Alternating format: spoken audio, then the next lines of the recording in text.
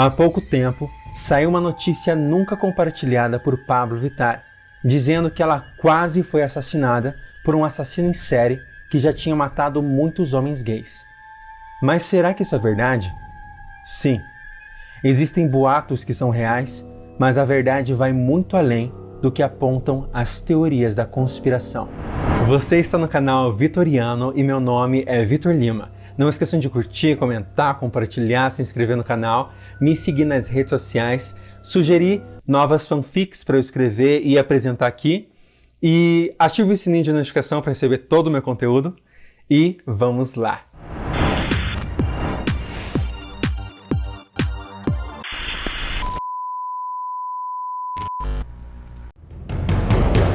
Pablo Vittar foi um dos maiores acontecimentos da cultura pop nacional dos últimos anos, surgindo em um momento em que nada parecido estava sendo feito. Em 2019, Pablo estava lançando a versão remix do álbum Não Para Não. Nessa mesma época, no Rio de Janeiro, estava crescendo uma revolta devido ao desaparecimento de várias pessoas desde 2010. Eram todos homens gays, entre 20 e 30 anos, e a comunidade LGBT estava muito apreensiva, pois sentiam que a polícia não estava dando a atenção necessária aos desaparecimentos. A revolta da comunidade aumentou ainda mais quando, no início de 2019, sumiram mais 2 homens, Jonathan Oliveira, de 25 anos, e Luiz Carlos Monteiro, de 29, além de que o corpo de outro homem que havia desaparecido em 2015 foi encontrado enterrado em uma cova rasa, perto de um barracão abandonado. O corpo desse homem foi completamente desmembrado e tinha machucados nos ossos que revelavam que ele tinha sido assassinado com várias facadas. Outras buscas foram feitas perto desse barracão e encontraram vários outros corpos nas mesmas condições, todos desmembrados e com marcas de golpes de faca nos ossos. Com a identificação dos corpos, foi comprovado que se tratava dos homens que vinham desaparecendo desde 2010. Então, um grupo com amigos e familiares das vítimas se juntaram para reunir fotos, dados pessoais e informações sobre os últimos passos desses homens antes de sumirem, e o que eles planejavam fazer, para onde estavam indo, com quem estavam conversando, e uma coisa que chamou a atenção desse grupo foi que vários desses homens, desde 2010, estavam mantendo conversas em aplicativos antes de sumirem. Com a pressão dos familiares, dos grupos formados dentro da comunidade LGBT para ajudar nas buscas, com a pressão da mídia e grande parte da população, a polícia começa a se movimentar. Reúnem as informações coletadas sobre os homens desaparecidos durante todos esses anos e iniciam uma investigação mais profunda, analisando cada detalhe. Esse caso começa a receber ainda mais atenção quando o delegado Mário Leão é escolhido para cuidar do caso. Mário Leão ajuda muito nas investigações, pois, além de ser gay, tem uma preocupação real com a comunidade e com os desaparecidos. Analisando todas as informações coletadas, sabendo o perfil de interesse das vítimas assassinadas, a polícia considerou que o responsável pelos desaparecimentos era um homem entre 50 e 60 anos.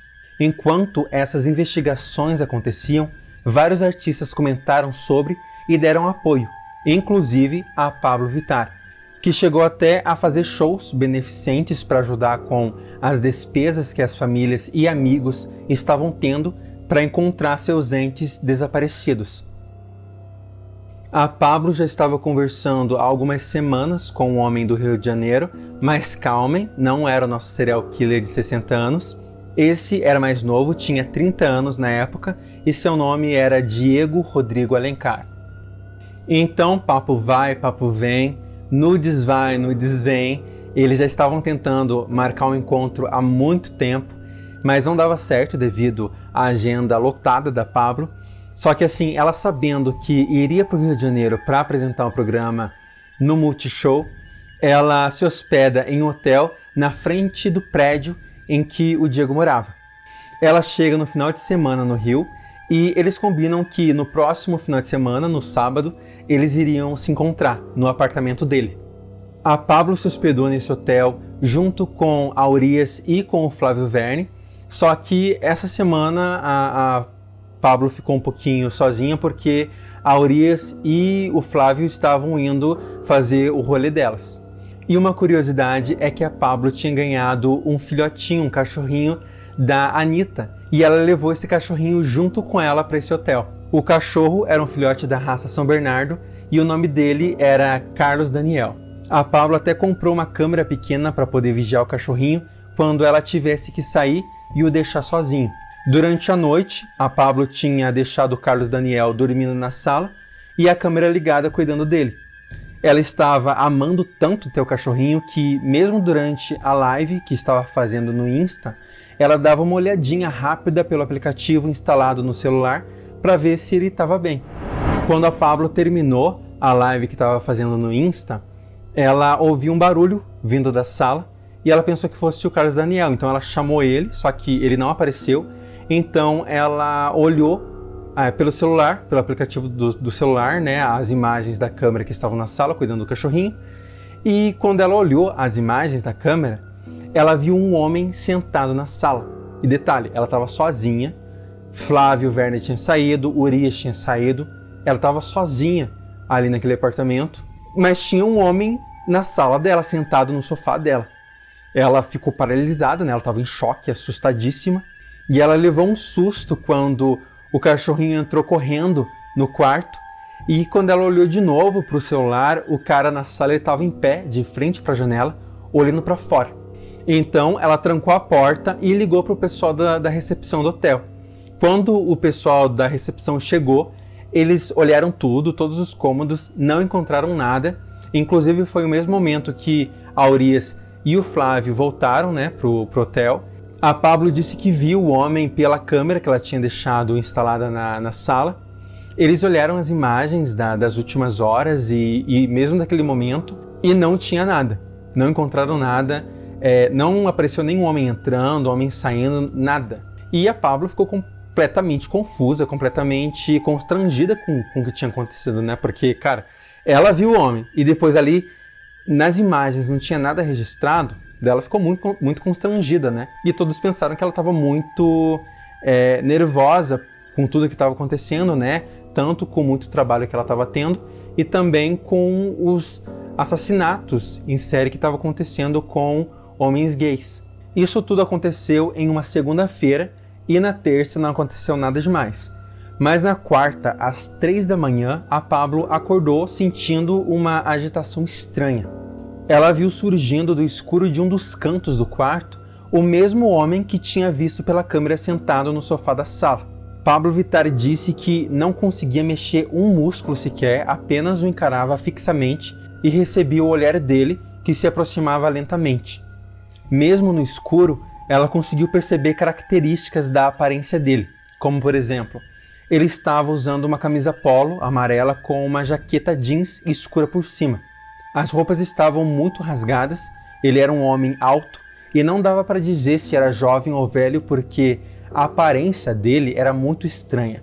A pele dele parecia estar podre, como se fosse um corpo em decomposição, e ele começou a fazer uma expressão estranha. O rosto dele parecia que estava se contorcendo enquanto ele erguia o braço, apontando na direção da sala, até que a Pablo gritou. A Urias e o Flávio acordaram com um grito, mas não viram homem nenhum no quarto. A Pablo explicou que tinha visto novamente o mesmo homem, só que agora ele tinha aparecido no canto do quarto dela. Mas ela acabou considerando que era apenas cansaço, que talvez tivesse sido um pesadelo, e também porque ela tinha bebido um pouquinho naquela noite, então isso poderia ter influenciado essa imaginação dela. Na quinta não aconteceu nada de estranho, a Pablo até tinha considerado trocar de hotel, só que ela realmente pensou que pudesse ser apenas a imaginação dela. E como diriam as meninas do modus operandi, até aí tudo bem.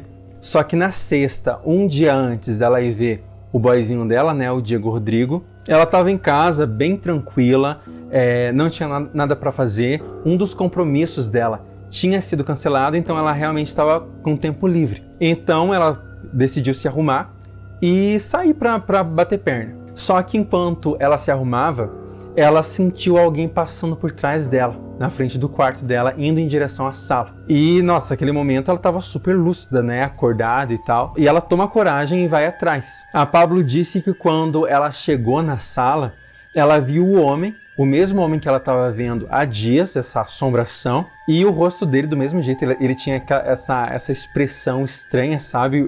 Como se o rosto dele estivesse se contorcendo.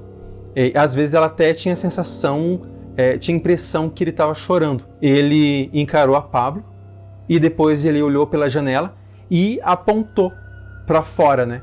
Ela acendeu a luz e quando a Pablo acendeu a luz, ele desapareceu. Ela achou estranho ele ter apontado pela janela, parecia que ele estava tentando avisar ela de alguma coisa. E a Pablo, ela é muito espiritual, né? Ela acredita muito nessas coisas, ela sempre acreditou.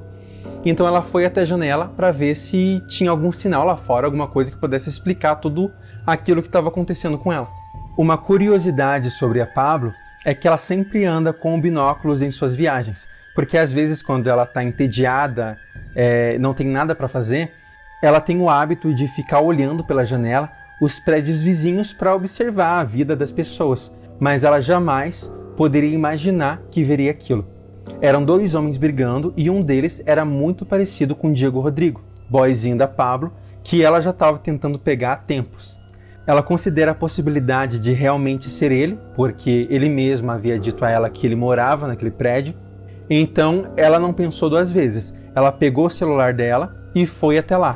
Quando a Pablo chegou no apartamento do Diego, ela foi até o quarto dele, de onde ela percebeu que estavam vindo alguns sons, e quando ela chegou no quarto, ela viu a seguinte cena: o Diego em cima do cara que minutos antes eles estavam brigando. O cara estava deitado na cama, com o rosto inchado, coberto de sangue, e o Diego estava em cima desse cara, fazendo movimentos sexuais. E do lado da cama tinha um homem de aproximadamente 60 anos se masturbando enquanto olhava aquela cena. Obviamente, a Pablo se assustou com tudo que viu, ela tentou fugir, mas foi capturada. Ela levou um golpe na cabeça e desmaiou. Quando ela acordou, ela estava sozinha no quarto, amarrada na cama com uma corda e amordaçada. O cheiro podre no apartamento ainda era muito forte e a Pablo não ouvia nada. Ela começou a observar o local, tinha isolamento acústico e muitos itens religiosos cristãos. O Diego e o outro homem mais velho pareciam ter saído. Então, ela conseguiu se soltar e ligou para a polícia falando sobre tudo o que tinha acontecido, e os policiais pedem para que ela saia do apartamento e fosse para um lugar seguro. Só que antes de sair do apartamento, a Pablo se lembrou do cara que antes estava brigando com o Diego. Ela pensou que ele poderia ser uma vítima dos dois, então ela resolveu procurar por ele para tentar ajudar, né? Então ela sai procurando pelo apartamento esse cara e ela sente esse cheiro muito forte, sabe? Esse cheiro de podridão, sabe? De carne podre. E esse cheiro vinha da cozinha de um freezer. Ela abre o freezer e dentro tinha o corpo de um homem. O cadáver ainda estava usando as roupas, que era uma camisa polo amarela e uma jaqueta jeans. As mesmas roupas que o espírito que a Pablo estava vendo nessa última semana, eram as mesmas roupas, muito parecidas. Então o que ela pensou? Como eu falei, a Pablo é muito espiritualizada, ela acredita muito nessas coisas. Então ela pensou que ela realmente estava sendo avisada sobre tudo aquilo que estava acontecendo, sabe? Era realmente um aviso para ela tentar ajudar a resolver aquela situação. A Pablo ficou muito abalada com aquilo que ela tinha visto, até porque era a mesma expressão, sabe? Ela olhou para o rosto do cadáver e era uma expressão de muita dor, sabe? Muito sofrimento. Provavelmente foi uma pessoa que morreu assim com muita agonia. Ela continua as buscas pelo apartamento e encontra o outro cara que estava brigando com o Diego no banheiro. Ele ainda estava cheio de sangue, mas ainda estava vivo, só que inconsciente. E nesse momento, volta para o apartamento o Diego e o cara mais velho. Aí se inicia uma nova briga.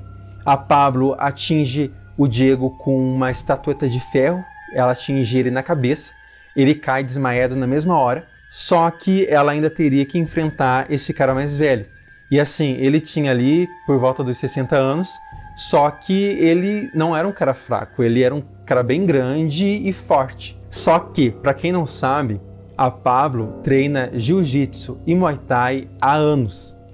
E graças a isso ela conseguiu aplicar um golpe nele que imobilizou ele. Só que ela também teve que ficar presa com ele ali no chão, né? O golpe que ela deu nele fez com que os dois fossem para o chão. E ela ficou presa ali nele até a polícia chegar no local. Antes de finalizar a história, não esqueçam de curtir, comentar, compartilhar, se inscrever no canal, me seguir nas redes sociais, sugerir novas histórias para eu apresentar aqui, né? Novas fanfics. Pode ser qualquer coisa. Fanfics envolvendo o nome de pessoas famosas, contextos, acontecimentos memoráveis, teorias da conspiração, magia, OVNI, qualquer coisa que vocês achem que pode ficar legal em uma história. E assim, eu já tenho outros vídeos de fanfics aqui no canal sobre Beyoncé, Anitta, Bette Davis, tudo nessa pegada de mistério, de assassinato. Então, se vocês gostam desse tipo de conteúdo, já tem mais vídeos para vocês assistirem aqui no canal, tá bom? Continuando, o homem que a Pablo encontrou inconsciente no banheiro foi para o hospital e se recuperou bem dos ferimentos. Ele se identificou como Marcos Ribeiro Carvalho e revelou que conheceu os assassinos através do Tinder. O corpo do outro homem, que a Pablo achava que estava assombrando ela, foi reconhecido por familiares. O nome dele era Gilberto Rodrigues, que tinha desaparecido no final de 2008. Os policiais descobriram que os dois psicopatas praticavam necrofilia com o corpo do Gilberto. Por isso, tinham conservado o corpo no freezer. O nome do senhor que estava cometendo os crimes era Álvaro Lopes, de 59 anos, e ele era namorado do Diego. Os dois sempre agiam da mesma forma, conhecendo possíveis vítimas em aplicativos de relacionamentos e atraindo os homens para o apartamento deles, onde eles cometiam os crimes juntos. Álvaro revelou que escondia os corpos das vítimas no jardim e nos vasos de plantas do condomínio. Ele trabalhava voluntariamente no condomínio em que morava como jardineiro e isso facilitou todo esse processo de esconder os corpos. Com o tempo, ele foi ficando sem espaço e por isso começou a enterrar os corpos em terrenos de fábricas abandonadas. Em 2019, o Diego foi assassinado na prisão e o Álvaro continua preso, mas foi condenado a tantos anos que dificilmente vai sair vivo da cadeia. Esse foi o vídeo de hoje, espero que vocês tenham gostado. Não esqueçam de curtir, comentar, compartilhar, se inscrever no canal, me seguir nas redes sociais e não esqueçam que isso aqui é uma fanfic. Eu mesmo não acredito em absolutamente nada do que eu disse. A história é completamente inventada por mim. Eu nem sei que fotos eu vou usar para ilustrar esse vídeo, mas esses assassinos aí que eu tô falando, essas vítimas, é tudo gente que eu tô pegando na internet, nem conheço. Então, se vocês vieram até aqui procurando pela verdade, vieram ao lugar errado.